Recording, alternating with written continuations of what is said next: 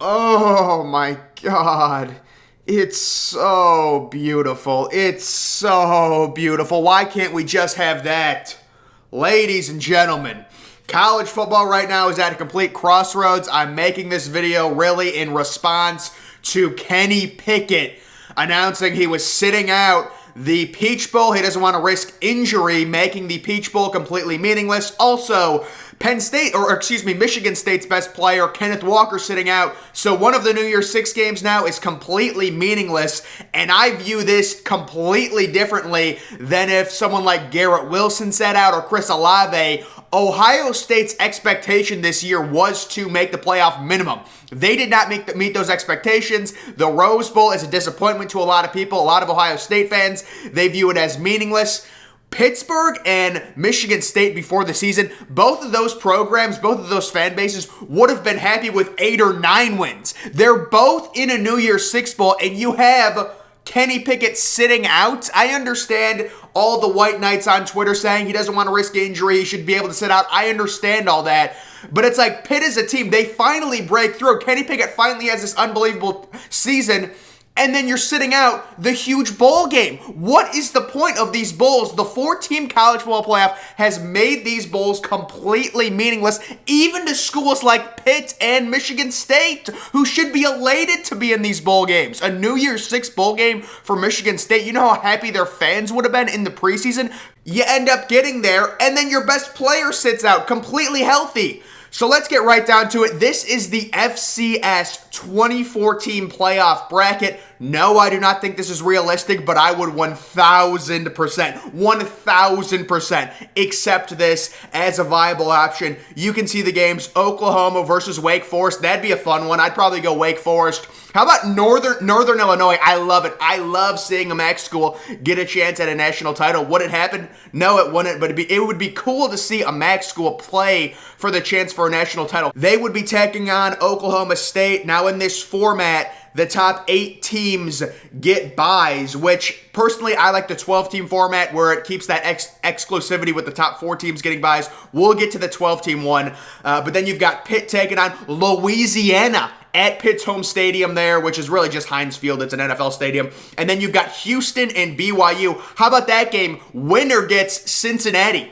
That'd be a fun one. Iowa against NC State. You wouldn't want a rematch with Iowa and Michigan, I'll tell you that much. UTSA takes on Michigan State in East Lansing. Utah takes on Utah. Oh my, how fun would that be? Utah versus Utah State, you know, for a chance to face Ohio State and Columbus. That's what we want. And then Clemson and Oregon for a chance to face Georgia. Again, folks, no, this format is not realistic, but college football is really the only major sport where 95%, or really 97 to 98% of our postseason games are completely meaningless, and it's gotten so bad now where you're seeing teams break through and completely shatter expectations like Pittsburgh, like Michigan State, and their star players are still sitting out these huge games, a huge New Year's Six game. The first New Year's Six game in Pittsburgh's program history, the quarterback that set all their records won't even be playing in it. It's ridiculous.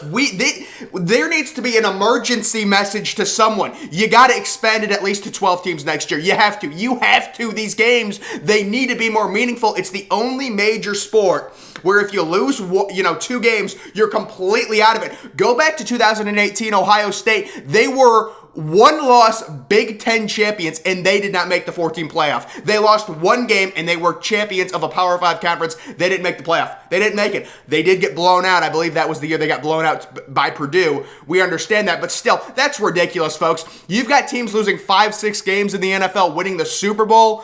I mean, like, you should be able to lose 2 or 3 games and still make, or at least 2 games and still make the playoff. Let's go to the 12-team format that I love. This is the format that should be implemented. It keeps the exclusivity of the top 4 teams. Now, this is Joel Klatt's format. I do not agree with Baylor being the 4 seed. I understand you want to award conference champions, but giving them a bye, that doesn't sit right with me. But either way, it would be Ohio State versus Notre Dame in South Bend. It would be Utah versus Michigan State. Boy, these rankings, man. This dude's obsessed with conference championships. How do you have Utah 5th? And you're putting too much. I love conference championships, don't get me wrong, but way too much weight. Utah State, or Utah 5th, taking on Michigan State, and then you've got Ole Miss taking on Georgia. Winner of that game faces Michigan, and then Pitt against Oklahoma State. Winner of that would face Cincinnati. Those games all being played on campus. If you expand the playoff, you really get to take advantage of the overall campus experience for a playoff game. College football has the best stadium atmospheres out of any sport.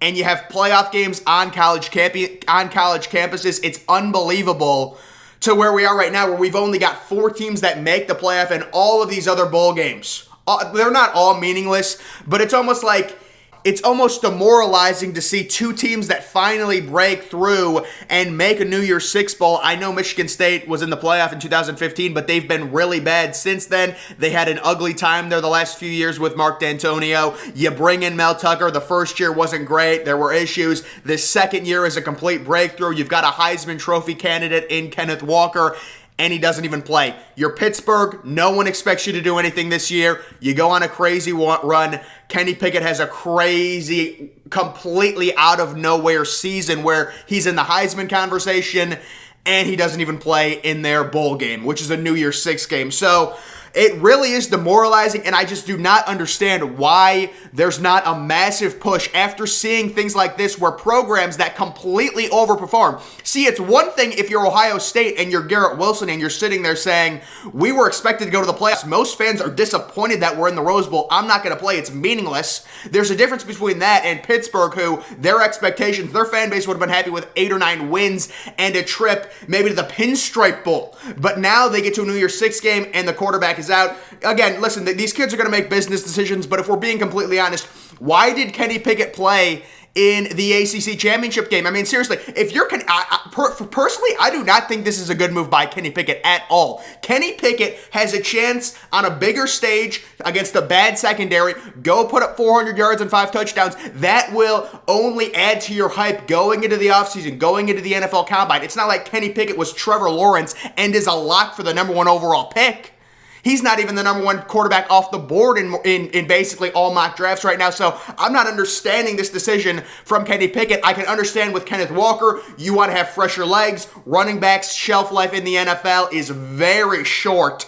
I mean, take a look at someone like Zeke, who was basically washed at the age of 26. Le'Veon Bell was washed at like the age 27. It's crazy. So Kenneth Walker, I get a little bit more. He probably would have gotten 30 carries this game too, considering it is a New Year's Six game. It's a bigger game. You want to win it. So I understand that one a little bit more, but it's just like, it leaves a bad taste in your mouth seeing these New Year's Six games get disrupted. We'll see if Chris Olave sits out for Ohio State. Garrett Wilson wouldn't surprise me. It kind of is a more disappointing season for the Buckeyes, but expand the playoff. 12 teams is great. I would love 24 teams. You got to make it bigger. You can't go to 6. You can't go to 8. You're going to 12 at the minimum. We need the 12-team playoff. You get the first 4 teams with byes. You keep that exclusivity among the first 4 teams. I would not weigh conference championships that much to put Baylor ahead of Georgia just because they won a weaker conference. That's a Joel Klatt problem. Joel Klatt needs to stop being obsessed with conference championships. I think conference championships mean something. If you win your conference championship in a 12-team playoff format, you should be in the playoff, but I'm not understanding putting Baylor over Georgia because they played in a weaker conference and won that conference. You're rewarding a team for playing in a weaker conference. That's not what you should be doing. Baylor should definitely make the playoff in a 12-team format as Big 12 conference champs. But you guys get what I'm saying, to where those seeds are really off. I don't like that. But either way, we go to the 12-team format. You get, the Power 5 teams, the Power 5 conference champions auto bids in, and then you go from there. This gives Notre Dame, who wants to stay independent, the ability to stay independent and actually lose a game and still make the playoff comfortably with 12 teams now being in. They lost the game this past year. If it would have been a 12-team playoff, they would have been easily in. So with Notre Dame and their independent problem, Notre Dame's major problem is they can't lose because they don't have that extra data point, that conference championship. If they lose one game in a 14 playoff format, you're not making the college football playoff. You're just not. And it also opens the door up for some of these group of 5 teams who I would 100% be open to in a 12-team playoff if they are good enough, if they have good advanced numbers. We know with Cincinnati, the 24 team, once again, is the same as the FCS model. It would be kind of like March Madness for college football. And, there'd be more games and things like that and teams getting buys. I don't love the model, but I love the more teams. I love the more teams. I love the more games. As many meaningful games in the postseason for college football, that's what we need. We need more meaningful games. This playoff, you see these things like the Peach Bowl is meaningless now. We need to expand the playoff like yesterday. Like, you can't keep waiting. These postseasons are meaningless. And like 95% of the games don't matter. I guess if you want to say, oh, Ohio State wins the Rose Bowl, Utah wins the Rose Bowl, they're Rose Bowl champions, that means something. Especially for Utah, yeah, it does mean something. But Utah would much rather be trying to play maybe in Pasadena, as one of the top 12 seeds for a chance to go to the national championship or for a chance to move up and go to the next round in a 12-team college football playoff format. Those are my thoughts on this whole situation with Pittsburgh and Michigan State and the idea of a 12-team playoff. The 2014 playoff, it looks very nice to me. I'm all in. You go to at least, I don't care what they go to. The problem is, see, this is the problem. People are afraid of change. The people that are arguing against a 12-team playoff were the same people that wanted to stick with the BCS. They're afraid of change. Too many teams, integrity, whatever. Give me a break. Go to any other sport. I mean, in the NFL, almost half the teams make the playoffs. That means almost half the teams have a chance to win the Super Bowl. That's just the way it is. In the NBA, I think it's slightly more than half. The MLB, it's slightly less than half as well. So you need to get with the times. College basketball, we know with March Madness, it's crazy. It's great. 64-team pool. Really 68 teams if you include the first 4. So get with the times. Expand the playoff. 12 team is the right number, but anything less than 12 is unacceptable. It's unacceptable at this point. It needs to be at least 12, in my opinion, guys. That is going to do it for this video. Make sure you're following me on Twitter. A link to that's always in the description. I'm, of course, the Depressed Ginger. Thank you for watching.